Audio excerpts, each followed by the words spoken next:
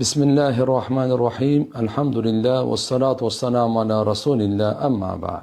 Assalamu alaikum ve rahmatullahi ve barakatuh.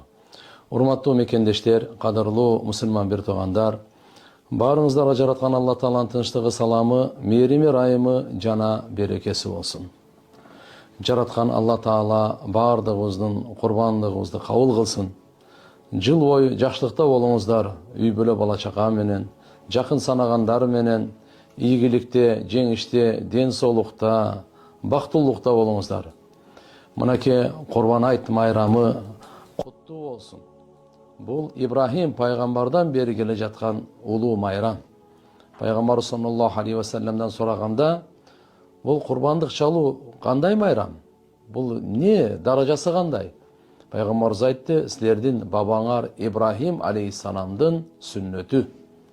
Андыктан Ибрахим пайгамбар өзүнүн Исмаил пайгамбардын мойнуна бычак тарткан. Бирок мына ошол жерден Алла Таалам райымы менен асмандан бейиштен көк кочкор түшүрүп, ошондон бери келе жаткан ыйык майрам.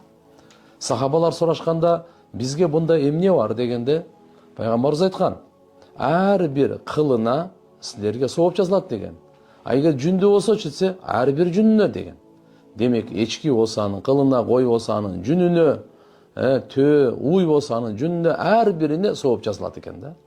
Бул ибадат важип ибадаты. Андыктан жараткан Алла Таала кимге мүмкүнчүлүк берген болсо, анын нисабы деп коет 85 грамм алтынга өлчөмү жеткен болсо, ага курбандык чалуу милдеттүү болуп эсептелинет. Жана бул курбандыктын сообу бул ахиретте Алла субхана ва таала эселетип берет, дүйнөдө берекесин Алла Таалам кайтарып берет. Фатима энебизге пайгамбар саллаллаху алейхи ва саллям айтканда, курбандык чалганда жанында тургун, күбө болгон, биринчи тамчылаган кан жерге түшө электе сенин бардык күнөөлөрүң кечирилет деген. Ошондуктан туугандар, кимге мүмкүнчүлүк берилген болсо, жараткан Алла Тааланын атына бул ыйык майрам күнү ихракуддам, Алланын алдында эң сүйкүмдүү амал бул курбандык чалуу, важип ибадаты. Жараткан Алла субханаху ва таала тагдырыбызда көптөгөн курбандык майрамын Алла Таалам жазган болсун. Дагы бир ирет силердин баарыңыздарды куттуктайм. Үй бүлө бала чака менен бактылуу болуңуздар. Албетте курбандык майрамын кандай өткөрүү боюнча айта турган болсок, айт намазы окулгандан кийин шаарларда курбандык чалынат. Андан кийин туугандарга зиярат кылып, өткөндөргө Куран окуп, мүмкүн болушунча майрамдык маанайды баарына тартуулап, эч ким менен урушпай, эч кимге жаман сөз айтпай, жараткан Алла Таалага шүгүр келтирип, мурунку күнөөлөргө тооба кылып, келечекке жакшы ниеттерди коюп, жараткан Алла Тааладан ийгилик каалап өткөрө турган күн ушул.